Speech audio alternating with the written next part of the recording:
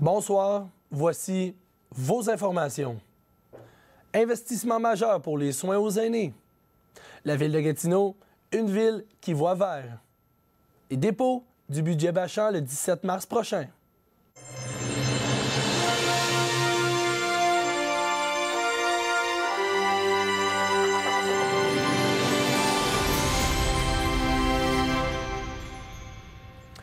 Bonne nouvelle dans le domaine de la santé.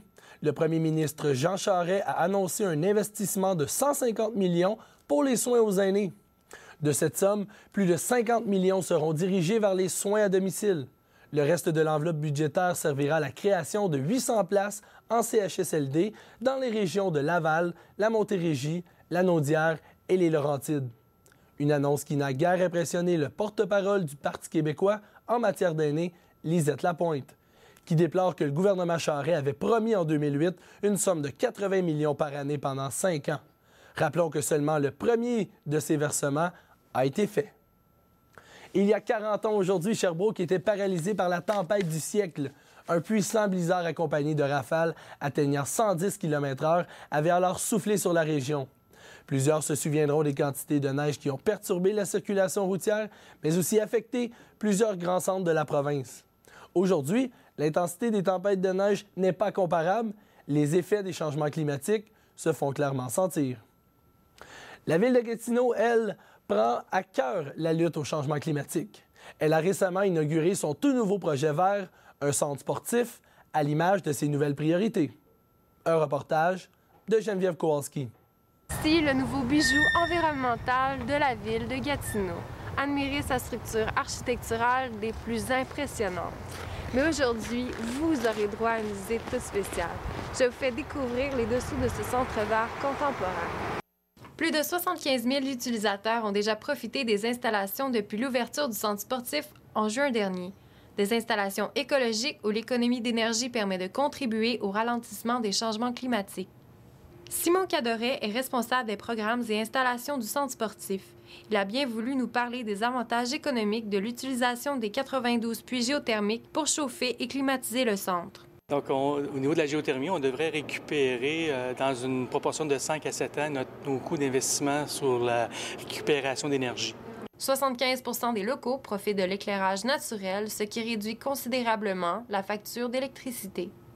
Mais la crème de la crème, c'est la piscine. Et donc, la particularité au niveau du bassin aquatique, c'est qu'on a un plancher, on a un mur amovible de 2 mètres et on a un plancher ajustable. Donc, quand on fait le design des 2 piscines, des 2 25 mètres en même temps, donc ça nous prend environ 15 minutes de faire un setup. Donc, on peut avoir du plongeon en même temps, on peut avoir un cours d'aquaforme et un cours de bébé en montant le plancher à la hauteur qu'on veut. La réutilisation de l'eau occupe une place importante dans le plan d'action du complexe.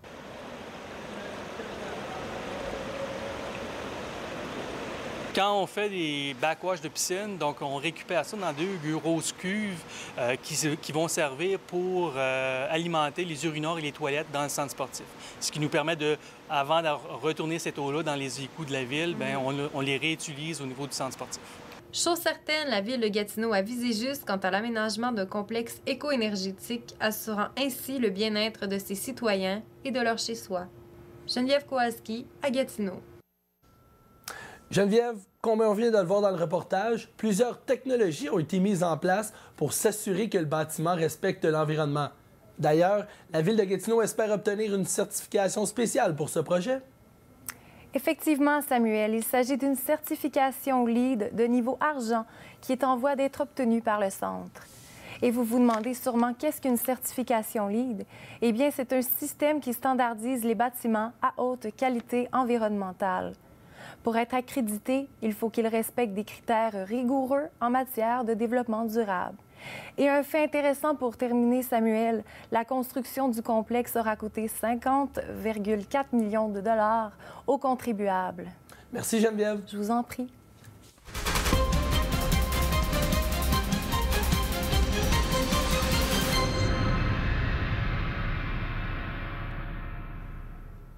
Les routes de l'Estrie seront plus belles que jamais. Monique Gagnon-Tremblay, ministre responsable de la région de l'Estrie et députée de Saint-François, a annoncé un investissement de plus de 140 millions de dollars répartis sur 96 chantiers routiers. Cette somme servira entre autres à réparer non seulement les routes, mais aussi les structures, ainsi qu'à assurer le développement durable du réseau routier de la région. Raymond Bachand, le ministre des Finances du Québec, a confirmé qu'il déposera son budget le 17 mars prochain à l'Assemblée nationale, soit 5 jours avant son homologue du fédéral. Un budget tourné vers l'avenir, en lien avec le discours inaugural. On en parle avec Mathieu Marquis.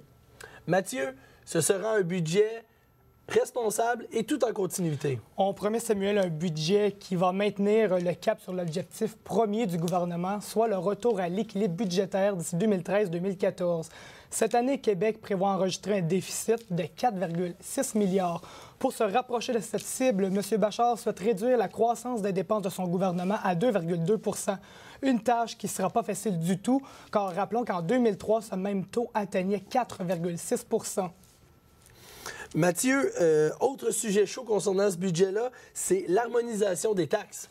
En effet, longuement critiqué pour son optimisme dans le dossier, le ministre Bachand se montre maintenant sceptique. Québec demande 2,2 milliards à Ottawa pour un remboursement sur les taxes déjà harmonisées, donc sans succès. En terminant, mentionnons que seulement 39 % des Canadiens ont contribué cette année au régime enregistré d'épargne retraite, donc le fameux REER. C'est une preuve que les temps sont durs pour les Canadiens, mais également pour le gouvernement, car il va falloir un jour que quelqu'un se serre la ceinture. Merci, Mathieu. Au plaisir, Samuel.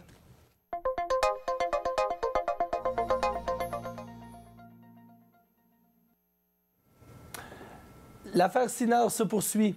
2 des 4 hommes soupçonnés de fraude ont comparu hier devant le tribunal.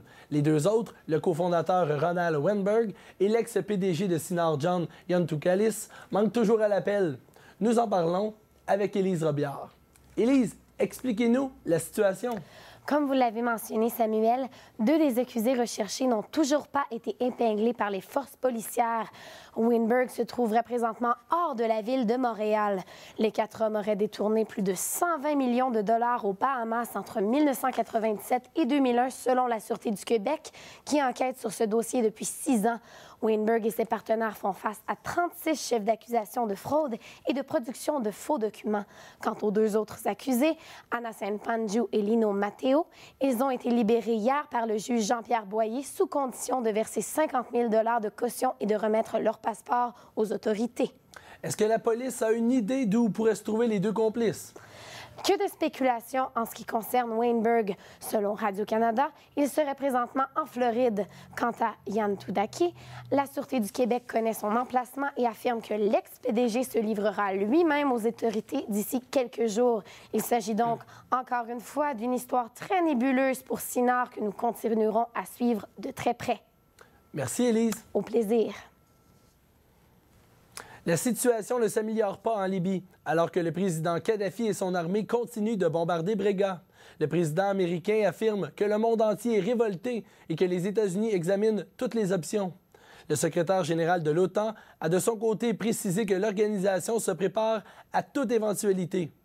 Rappelons que le Canada, les États-Unis et l'Union européenne ont fortement accentué la pression contre le gouvernement de Kadhafi. Redéploiement militaire, gel sans précédent d'avoirs financiers, exil des diplomates, tout est mis en œuvre pour renvoyer le Libyen Mouammar Kadhafi vers la sortie. Rappel des grands titres, Bachand prépare le terrain en vue du dépôt de son budget. 150 millions pour les soins de santé. Sinard, 2 accusés, toujours manquants. Du côté sportif, le Canadien l'a emporté hier 4-0 contre les Panthères de la Floride. Al Gill a finalement marqué un but, son premier dans l'uniforme du Canadien. Donc espérons que ça va se continuer avec ce qui va se passer à Tampa Bay demain soir. C'était vos informations. Au nom de toute l'équipe, merci d'avoir été des nôtres. Bonne fin de soirée.